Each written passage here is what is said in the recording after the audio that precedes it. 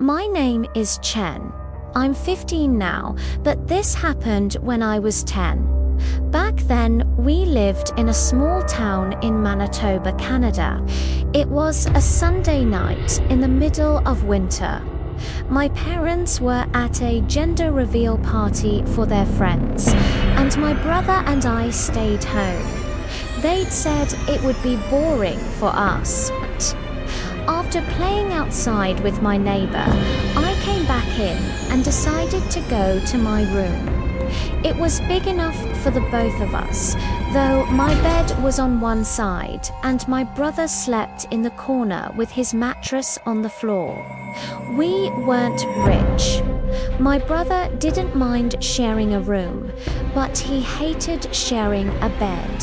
So sometimes he'd stay awake all night so I wouldn't try. Anyway, that night I was tossing around a volleyball bat. My parents had bought it for me the day before because they thought it would get me interested in sports. I wasn't very good at it, but I loved it. I knocked over some books and an end table, laughing. Lucky nothing broke. I practiced setting the ball into the air again and again. Then suddenly it hit the attic door. It didn't even have a handle, just a flat square in the ceiling. But curiosity got me. I ran to the garage and grabbed the ladder my dad kept leaning against the wall. "Help me carry the ladder upstairs," I told my brother. He didn't ask why. We carried it up together. Before I began climbing, I grabbed one of those sticky hand toys from Halloween, a little rubber hand on a string. I slapped it onto the attic door and tugged until the door swung down. A rush of cold air hit my face. I could hear my brother behind me making weird noises. I climbed up inside. It was pitch black. My eyes strained. Slowly, shapes emerged. There was a couch. Food wrappers scattered across the floor, mostly Cheetos. An old bathtub we'd left up there years ago, still holding dirty water. And then, in the corner, I saw him.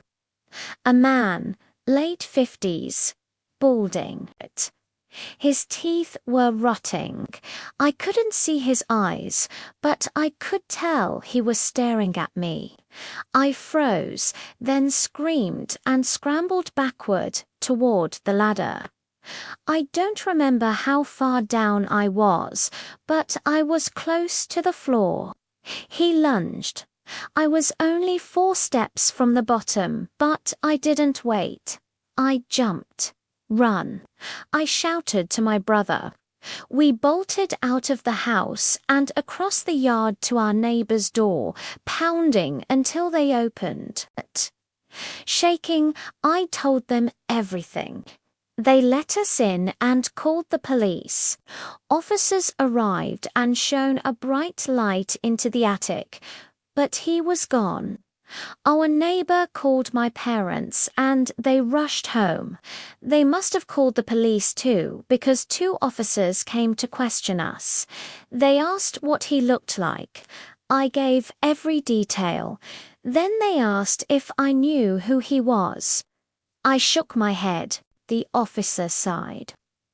"It's probably just a homeless guy looking for a place to sleep. You know, with the cold weather coming in, I didn't think so, but I didn't say anything." The next day, the police came back to ask us again if we knew who it was, if anything was missing. Nothing was. The police took fingerprints and some sort of sample from the attic, but they never explained what it was. Later, my mom told me it was probably just a homeless guy. I think she was trying to protect me, but it made me angry. How could she not believe me? I mean, she'd seen the state of the attic. The next week, we moved to Portage la Prairie. We'd been living in that house for 3 years and we never went into the attic again. Now, whenever I think about it, I can still feel the disgust rising in my throat. Here's what puzzles me the most. Why did he hide in the attic? Sure, it was dusty, cramped, and smelled like mildew, but it was also pitch black. He couldn't do anything up there except sleep, or maybe he was already dead. If that's the case, why didn't the police find his body? Maybe they did and told my parents not to worry, but why would they move us? Was it to keep us safe? But safe from what? Him? I don't think so. I've had many nightmares about that man since then. In my dreams, I always hear his heavy footsteps in the attic, dragging himself closer and closer. I wake up with a start, my heart beating fast, my whole body soaked in sweat. My parents say it's normal to have bad dreams, especially after something traumatic happens. They say I should talk about it or write it down. But talking about it doesn't help. I can still see that ugly face in my mind, and writing it down just gives me more nightmares. Now, I live in a different city, but I still visit my hometown every summer with my parents. Every time I do, I stay in a hotel, away from my brother. Now, I can't bring myself to sleep anywhere near him.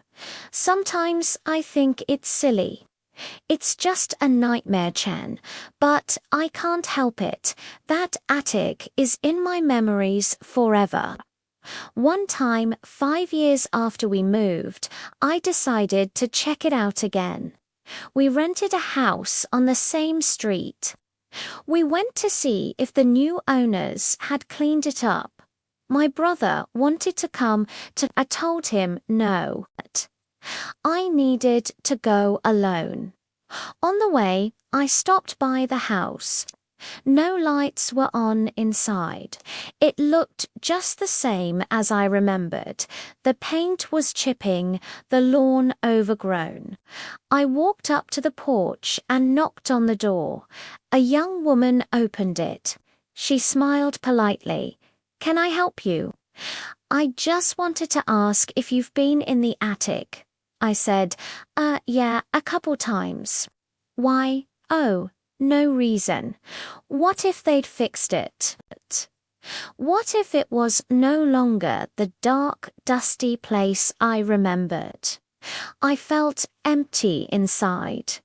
I forced another smile and headed home. A few days later, I learned from my brother that she'd posted pictures of the attic online. It was exactly the same, filled with trash and cobwebs. One picture showed the door in the ceiling. I stared at the screen, relieved. It was still there.